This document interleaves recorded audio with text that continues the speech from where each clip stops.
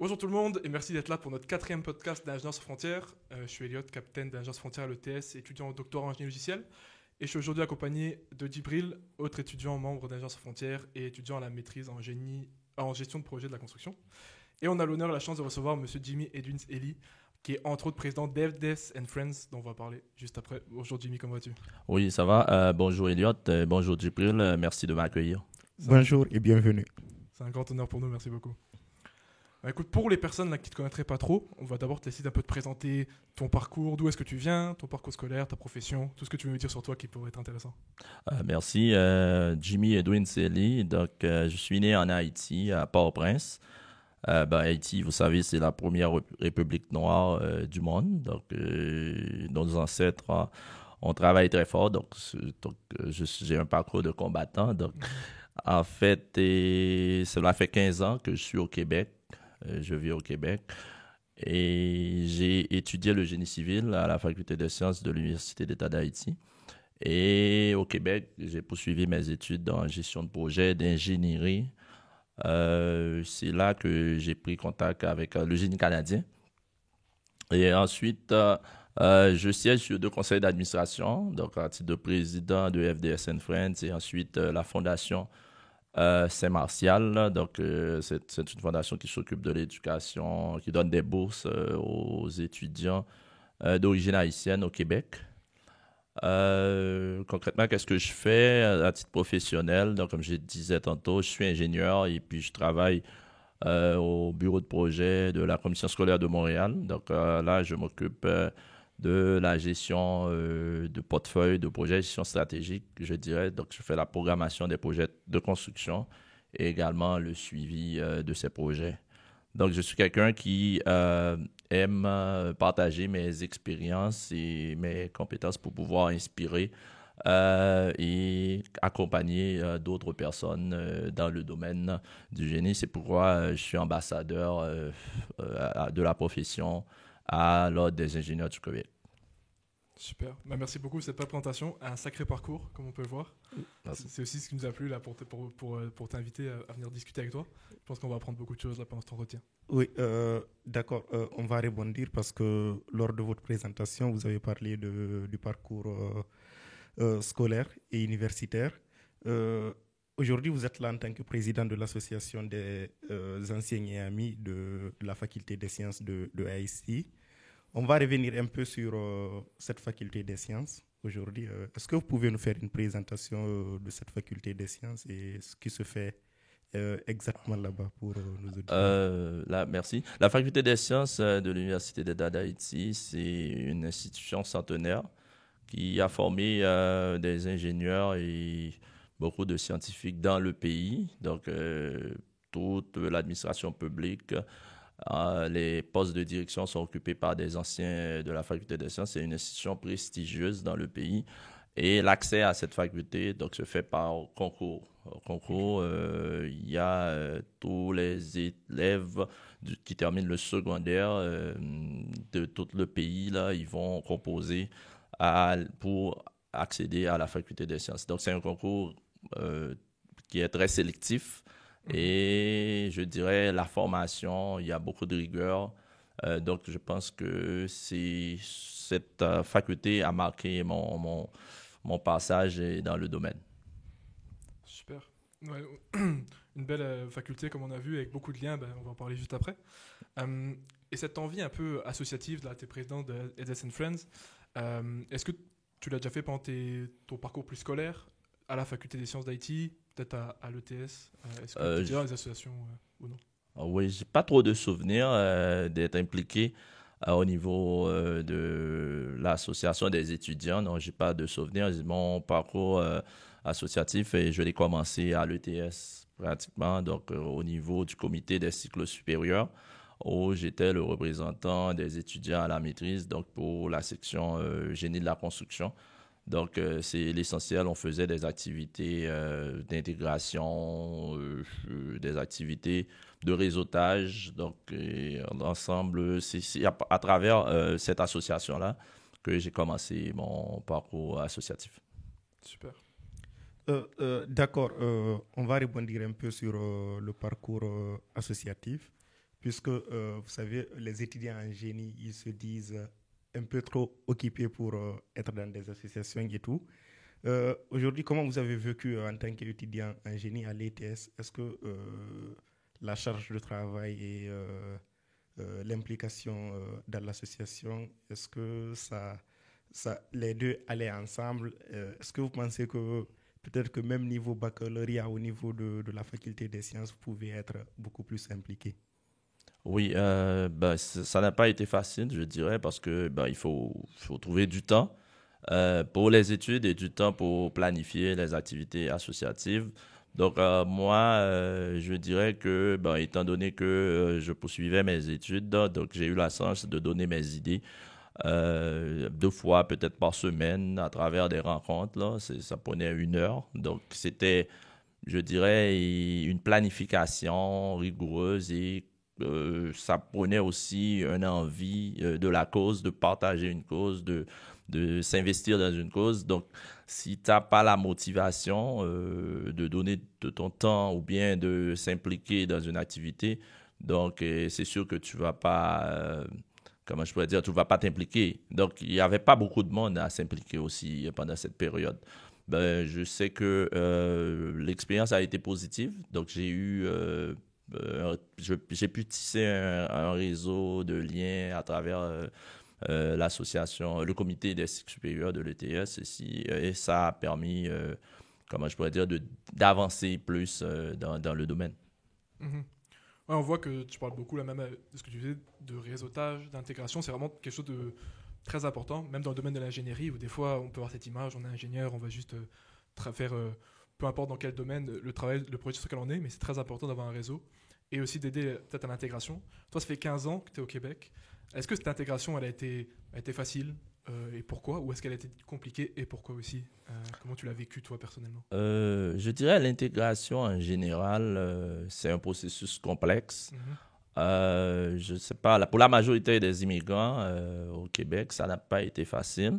Donc, dans mon cas, c'est la même chose. Et c'est sûr, l'intégration, on peut le voir de différentes façons. Pour moi, l'intégration, c'est l'aboutissement d'un rêve. Si tu as un rêve et tu arrives au bout de ce rêve-là, c'est ça l'intégration. C'est pas seulement trouver un emploi et puis c'est pas ça que tu voulais. Donc, moi, je dirais que ça n'a pas été facile parce que je pense que pour l'intégration, selon mon rêve, ça a pris, je dirais, la moitié de mes 15 années au Québec. Donc, et les facilités, je dirais d'abord, je remercie Régis Daniel. Donc, c'est lui qui m'a dit, qui m'a permis de m'inscrire à l'ETS. Donc, parce que quand je revenais d'Haïti, j'ai posé mes valises au Québec. C'était plus Polytechnique de Montréal que je visais. Donc, mais lui, il m'a conseillé d'aller à l'ETS, une façon, parce que l'ETS, c'était réputé connecté avec l'industrie, donc on pourrait intégrer facilement le marché du travail. C'était ça mon premier objectif. Et deuxièmement, je dirais que j'ai trouvé des employeurs, ok, qui, dans une société d'État par exemple, il y a un ingénieur, c'est lui qui m'a accompagné et c'est lui qui a validé mes expériences. Donc lui, pratiquement, il m'a accompagné professionnellement. Donc je pense que c'est pas tout le monde qui trouve un ingénieur québécois, M. Falado, que je nomme ici. Donc, il m'a aidé complètement, il m'a formé, je dirais, dans le domaine. Et donc, c'est ça. Donc, c'est ça, si vous voulez, c'est les facilités. Mais pour les difficultés, bon, c'est ça, la reconnaissance de diplôme. Ça a pris un peu de temps, donc on donnait une équivalence partielle. Mais l'ETS m'a aidé aussi en prenant des cours hors programme. J'ai pris 2 cours hors programme pour pouvoir avoir mon équivalence totale. Et ensuite, bon, vous savez, le marché du travail.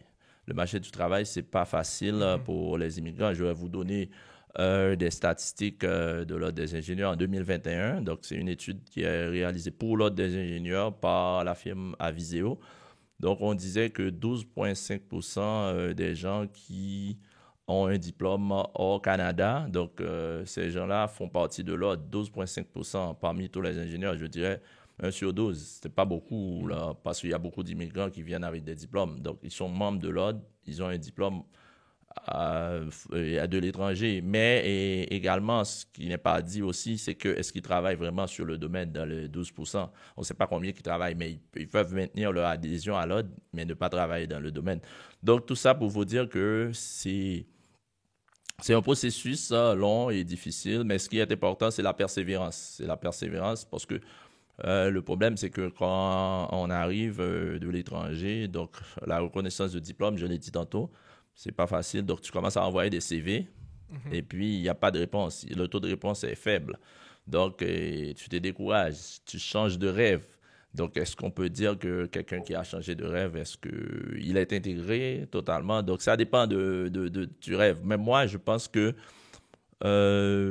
j'ai eu des accompagnements, comme je disais tantôt, et puis, bon, mais ça n'a pas été facile.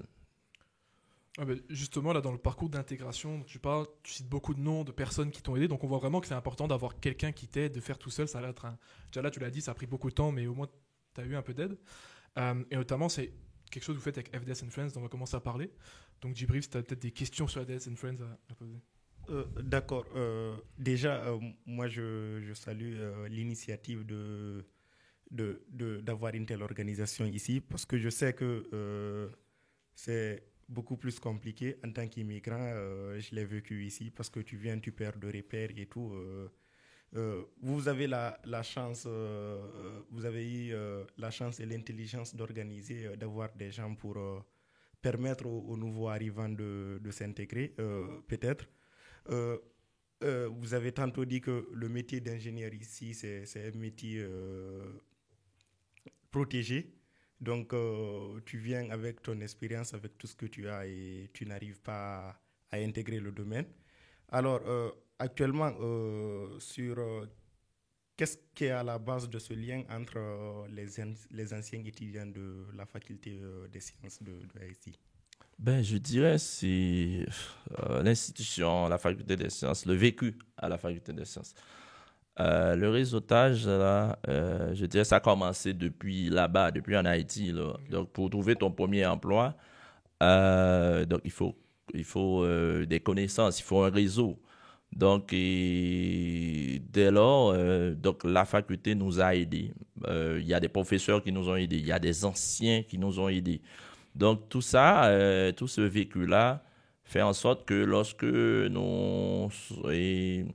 comment je pourrais dire, lorsque nous sommes arrivés ici, donc nous pensons que c'était nécessaire de créer un réseau ici pour les gens qui sont déjà établis et les gens qui viennent d'arriver pour leur permettre de faciliter leur intégration. C'était ça l'idée. Parce que souvent, tu arrives, tu as très peu de connaissances, très peu de, comment je pourrais dire, d'accompagnement. Donc, et nous, on ne voulait pas que les gens qui arrivent au Canada, là, les anciens de la faculté des sciences, aient la même difficulté que nous autres. Donc, c'est pourquoi on a construit ce réseau. Et on pensait également la faculté des sciences comme une institution centenaire. Donc, on a vécu des expériences de camaraderie à l'intérieur de la faculté. Donc, on aimerait répéter ça. Pourquoi ne pas répéter ça ici? Donc, c'est pas mal ça. C'est le vécu à la faculté. Ouais, on voit que c'est vraiment quelque chose qui vous tient à cœur, ce qu'on a vu dans les activités que vous pouvez faire.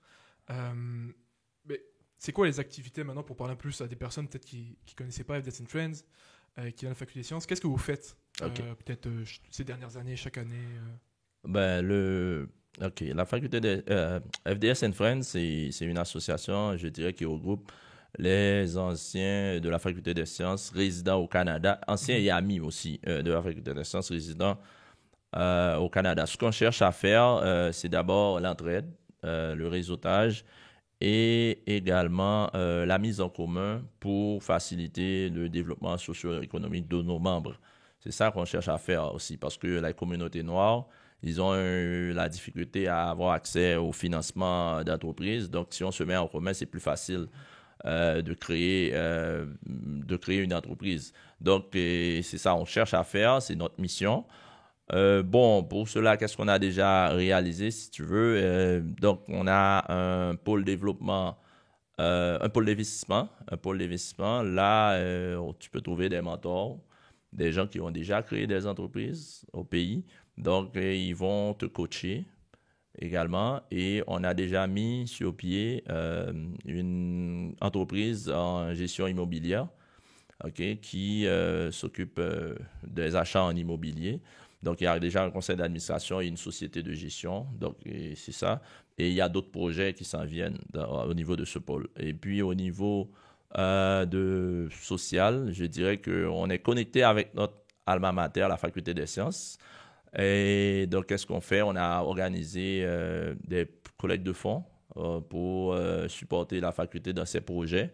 On a fait des activités de soutien académique également pour les étudiants, des présentations, des formations. Donc, c'est ça. Et puis, je dirais, au niveau social, on cherche toujours à aider les nouveaux arrivants à intégrer le marché du travail. Donc, on leur donne des mentors, des réseaux, etc. Donc, ils peuvent me contacter, ils peuvent contacter n'importe quel membre du groupe pour comprendre le cheminement pour peut-être arriver à intégrer le marché. D'accord.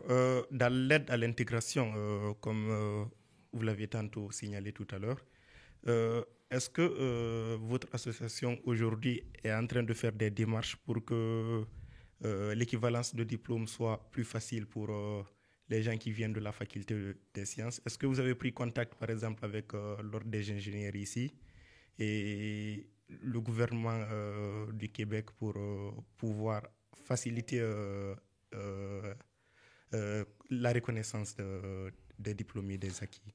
Ben, c'est une bonne question. Bon, en fait, c'est pas notre mission, mais quand même, je peux vous répondre qu'on essaie d'influencer, comment je pourrais dire, les entités éducatives, surtout en Haïti, de façon à ce que on ait cette entente avec le Québec pour la reconnaissance des diplômes. Parce qu'on cherche, je pense que c'est une bonne chose. Donc, si on arrive, comme plusieurs autres pays, à signer des ententes avec l'Ordre des ingénieurs du Québec et le gouvernement haïtien arrive à signer une entente avec l'Ordre des ingénieurs du Québec pour la reconnaissance mutuelle des diplômes. Moi, ce que je dis, c'est que, bon, ici, on est arrivé, donc on a fait des études, donc la science, c'est pareil partout.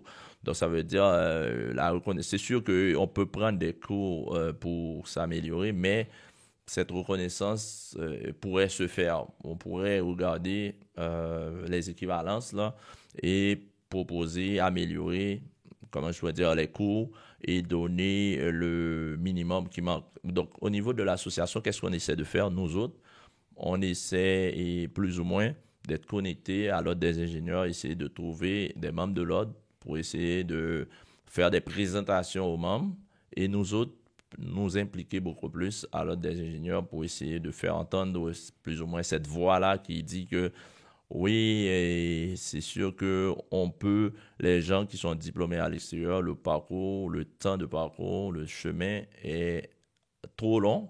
Donc, est-ce qu'il y a possibilité d'améliorer les démarches, d'améliorer les démarches administratives qu'on fait? Je sais que l'ancienne présidente de l'Ordre, Mme Cathy Beg, donc sous sa présidence, il y a beaucoup d'améliorations. Il y a des guides, il y a beaucoup de choses qui se sont améliorées. Autrefois, lorsqu'on arrivait, on n'a pas trop d'orientation, là, on ne connaissait pas trop comment on évalue les diplômes. Sur quelle base ils disent que ce diplôme n'est pas équivalent à un autre. Mais maintenant, il y a des guides, donc on parle des crédits. Donc, je pense qu'il y a du chemin qui a été fait et puis il y a d'autres avenues à explorer. Ouais, c'est un très bon point à donner. Donc on voit que vous avez toujours même des liens. Vous n'êtes pas juste pour aider les personnes ici qui arrivent au Québec. Vous avez des liens directement avec la faculté des sciences, de ce que je viens de parler, ou bien avant les collectes, etc. qui sont faits. Je me demandais avec le contexte actuel qui peut être un peu compliqué dans la capitale haïtienne, est-ce que ça change les liens que vous avez avec la faculté des sciences? Est-ce que vous avez des liens encore plus forts? Est-ce que ça a pu fragiliser les liens? Donc voilà, est-ce que ça change quelque chose? En fait, bon, ça rend la situation plus compliquée, même si on a des collaborations qui se font à distance, etc. Mais je dirais c'est encore plus compliqué. La faculté des sciences a été délocalisée, donc il n'est plus dans le bâtiment actuel. Donc la partie administrative, le corps professionnel, la partie administrative s'est relocalisé quelque part. Aujourd'hui encore, on cherche des locaux pour relocaliser toutes les activités académiques.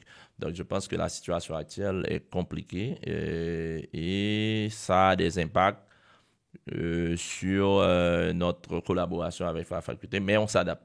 Okay. On s'adapte avec les nouvelles technologies. Mm-hmm. Donc, on est capable de s'adapter aussi, pour répondre aux besoins urgents. Ouais. Super. D'accord. Quel conseil donnerez-vous à ceux qui souhaitent s'engager dans la vie associative ou créer une organisation similaire? OK. Je dirais que d'abord, il faut une cause. Alors, on ne s'implique pas sans qu'on n'ait pas une cause. De quelle cause on vous a impliqué? Donc, il faut choisir sa cause. Et deuxième chose, je dirais, il faut, comment je pourrais dire, planifier son temps, gestion du temps. Donc, ça veut dire il faut donner du temps pour s'investir à sa cause. Donc, et ensuite, si vous voulez construire une nouvelle association, d'abord, avant d'aller créer une nouvelle association, regardez ce qui se fait sur le terrain, s'il n'y a pas d'autres associations qui correspondent à la cause pour laquelle vous voulez vous engager. Donc, ensuite, qu'est-ce qu'on pourrait dire d'autre? Et essayer de partager la vision avec d'autres personnes aussi. Donc, ne restez pas seul dans votre vision, là. Donc, essayez d'avoir l'adhésion de plusieurs personnes. Et donc, je pense que ces 3 points-là, je dirais, pourraient vous aider facilement à monter ou bien intégrer une association. Donc, mais tout d'abord, c'est la cause. Pourquoi vous voulez faire ça? Et par rapport à ce modèle David and Friends, comme tu l'as dit, c'est vraiment des liens qui ont été créés déjà à Haïti. Est-ce que tu penses que c'est un modèle qui peut être réplicable pour d'autres communautés qui viendraient s'intégrer au Québec? Ou tu n'as pas cette tête d'information dessus, ou est-ce que tu penses que ça se ferait aussi bien pour d'autres communautés? Oui, j'imagine que ce serait une bonne chose. Je sais qu'il y a le réseau des Camerounais, IC2, mais c'est des professionnels déjà intégrés.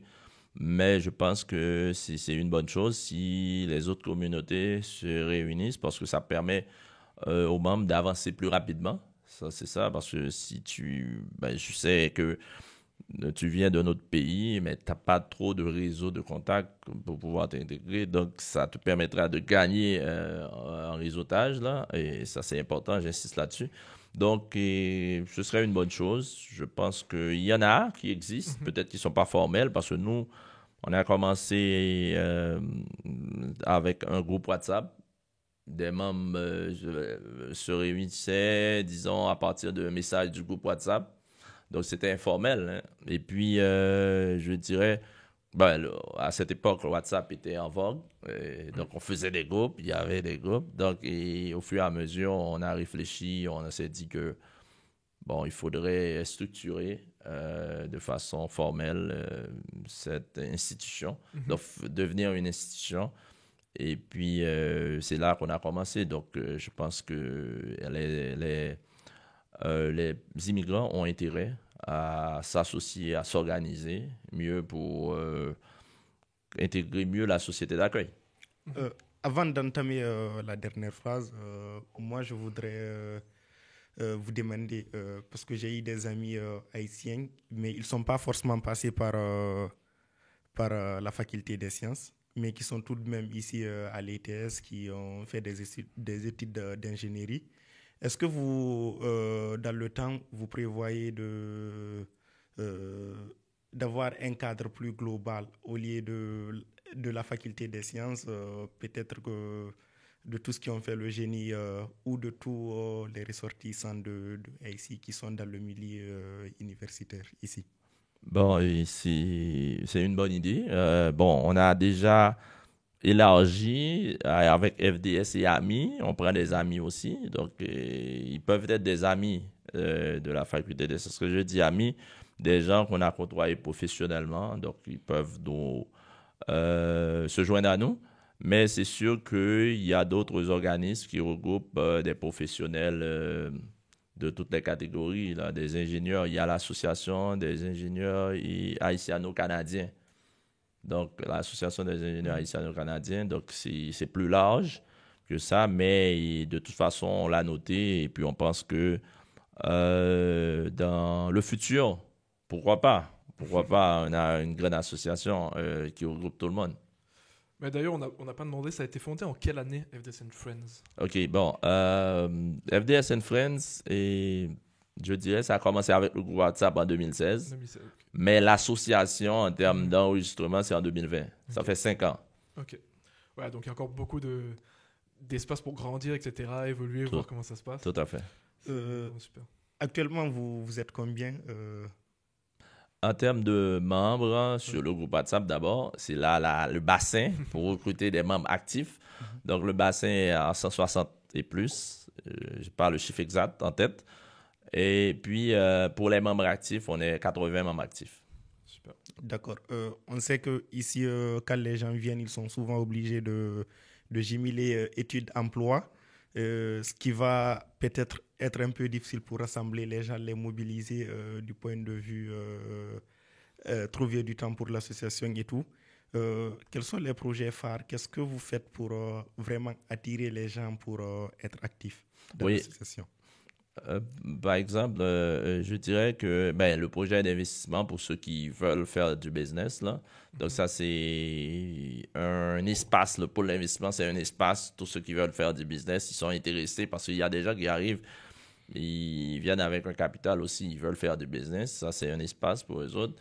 Et qu'est-ce qu'on fait? On fait d'autres activités, on fait des galas de reconnaissance pour reconnaître ceux qui contribuent à la société également. On fait des activités d'intégration, de développement personnel, donc comme on avait dit tantôt.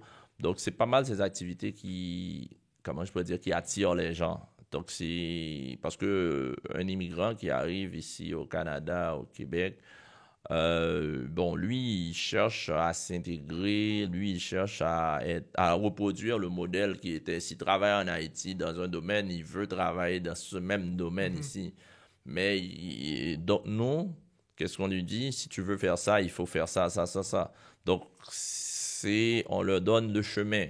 Ils ont d'abord, c'est le réseautage. Tout ce qu'on a en place, c'est un réseau de professionnels qui est là déjà établi depuis plusieurs années. Donc, ils ont accès à ce réseau.